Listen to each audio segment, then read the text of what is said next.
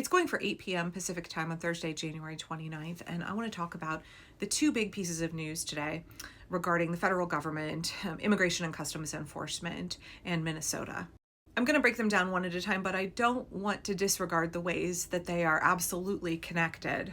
Really quickly, before I get into all of that, I just want to talk up for a second one small way that we can have a positive impact and show solidarity with our immigrant neighbors. So Ruth and I went on a really long hike today, and I got very chilled. It was rainy and cold, and I might have worn my wool shoes instead of my leather shoes, and so they were soaked through by the end. And we ended up hiking a much longer distance than we meant to, about 3 miles farther than we had intended. And so it was quite dark by the time we got back to the car. And we're wet, cold, it's late. And so I called my husband and I was like, what do you think? What do you think if we just grab something out for dinner? And last year I did a series of videos about how Trader Joe's is union busting. We call them class Trader Joe's in our house. We don't shop at them. They also source an awful lot of products from It's Not Real, So when I made those videos, people said, well, where do I shop if I don't shop at Trader Joe's? And my reply video was, oh, well, you shop at your local international groceries. Pick an ethnic market, pick an international grocery, or a bunch of them, and patronize those stores. You're shopping local, you're supporting immigrant-owned businesses. The prices are often way better. The food is often far better. And I know our family really prefers Lily Market in Portland, Roman Russian, which is a Ukrainian-owned grocery store in outer Southeast, Hong Fat, both the little tiny one and the one on 82nd, and also the Supermercado on 174th and Division. And the Supermercado was literally on our way home from where we were hiking. And so I was like, why don't we just swing in there and they have this really, really good carnitas tacos deal. I think it's 20 tortillas, and you get beans, you get rice, you get carnitas, you get salsa, and it's $28. And it's, I have 6 adult-sized people in my household. 5 of them live at home, and we can polish that off pretty good. Get a pound of guacamole from their deli counter and get some pastries from their bakery. And also, I have a lot of childhood nostalgia for Jarritos tamarind soda, so I always get a tamarind soda when we're there. And bam, you've got dinner for everybody, really cheap. But also, you're patronizing a local business that really, really needs the support. We have heard from PIRC, which is the Portland Immigrant Refugee Coalition. Month after month, they've been telling us, hey, can you shop at immigrant-owned businesses? Because these are places where the community is really struggling. They could use the financial support and solidarity. Immigrants are afraid to come out and shop, and that means that immigrant-owned businesses are negatively impacted. So if you have to choose between class Trader Joe's or some other big box chain store and your local international grocery, please prioritize your local immigrant-owned grocery. Okay, on to the news about DHS. So this morning, the Senate Democrats and several Republicans, I think it was 7 of them, and then also Senate Majority Leader John Thune, they voted down this DHS funding bill. It included a bunch of other government funding, and that put us on the path toward a government shutdown. So there have been frantic negotiations all day between Senate Republicans and Democrats, and also the White House. I'm very frustrated that Senate Democrats really watered down their list of demands to have very, very, very mild reforms for immigration and customs enforcement and border patrol.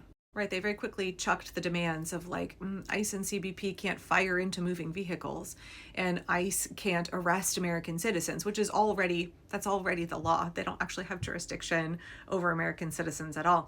So then there were frantic negotiations all day, and it appears that they have come to a deal. I know Ezra Levin from Indivisible said it would be considered a surrender for Democrats to agree to continue to fund ICE's reign of terror.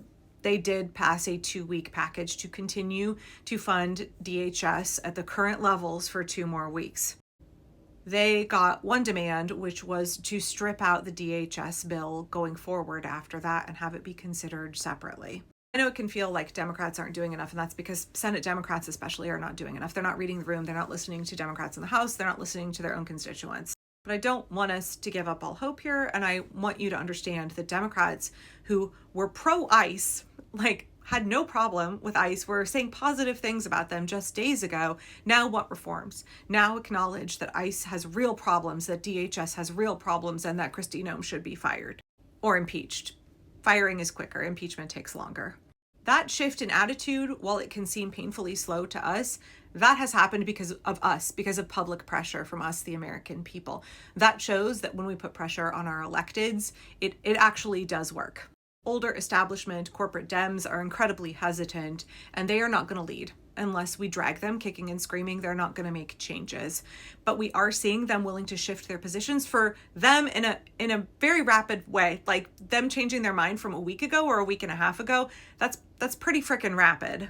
Keep in mind, they were going to let this package pass with no changes. They were not going to stand in the way of the passage of full DHS funding at all until we made a stink.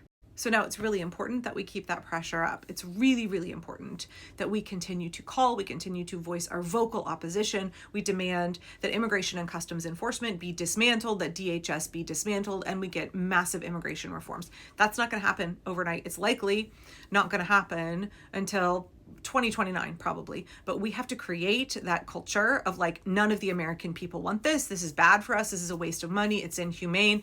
We have to make it not just ethically and morally problematic for Democrats. It has to be politically a disaster for them to not stand in strong opposition and to work to dismantle DHS and ICE. We have to move the Overton window back the other way, right? Republicans have been moving it to the right. Gosh, all corporate Democrats, they've been low-key fine with that. And now we have to stand in the way and we have to push the Overton window back and we have to drag the Democrats kicking and screaming with us. So we didn't get as much as we wanted. It's not a total failure. It is an opportunity, and we have to understand that any change at all is because we pushed for it, right? And that is good feedback for us that we need to continue to organize and we need to continue to push and be vocal. And that brings me to the second big story of the day, which is that human thumb Tom Homan, who is a devout Catholic carrying out an ethnic cleansing against other Catholics, and was brought in to take over for Greg Runt Bavino, who was pushed out in disgrace, has announced that they are probably likely going to do a drawdown in Minnesota. This comes after Stephen Miller, Donald Trump, Kristi Noem, and Greg Runt Bavino's disastrous plan to dramatically escalate violence in Minnesota, bring in 3,000 plus federal agents, and inflict a lawless, violent reign of terror, including murdering 2 Americans, Renee Good and Alex Preddy. Y'all, I cannot emphasize enough how bad this regime is at doing a fascism. They are spectacularly good at unintentionally creating a massive backlash against their repression. Y'all, they are getting regular, ordinary people who've never done any kind of resistance work before to take to the streets, to be like, okay, I'm willing to do whatever. You asked me to do it, and I'm willing to do it. I understand that everything is on the line now. We had the first general strike that this country has had in 80 years. And it was so successful that people all around the country are talking about replicating it. Everybody in America is talking about abolishing ICE and dismantling DHS. We effectively backed this regime into a corner, especially our friends in Minnesota. They're trying to cut their losses and run, but they're also trying to save face at the same time. Homan said, "We are not surrendering the president's mission on immigration enforcement." The fact that he had to say that means that this was a fucking surrender. They're trying to say that they won't leave unless Tim Walz and local law enforcement cooperate with ICE and hand over undocumented immigrants that are in the state and county prison system. The Minnesota Department of Corrections claims that they already honor ICE's detainer requests, that's not something new that they have to do. But they're trying to save face because Tom Homan literally had to say, guys, this isn't a surrender. I know it looks like a surrender, but this is not a surrender. We're just running away with our tail between our legs, but it's not a surrender. It's not a surrender at all. Now, don't get me wrong. They're going to go try this somewhere else. They're not going to give up. Fascists don't stop until you make them stop. And the people of Minnesota made them stop in Minnesota. But every other American city, we have to look to what the folks in Minneapolis and St. Paul have done and use them as an example. It is only massive, sustained, coordinated resistance from the people that gets fascists to turn tail and run.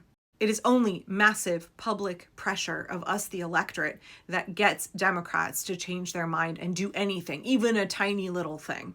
Both of these stories today, let them remind you that power originates with the people. And that when we come together and flex our collective muscle, when we are united in solidarity for a common purpose, we will accomplish our goals. We've got to continue to draw more people into the movement, build those muscles, and continue to flex them. We will be successful here, people.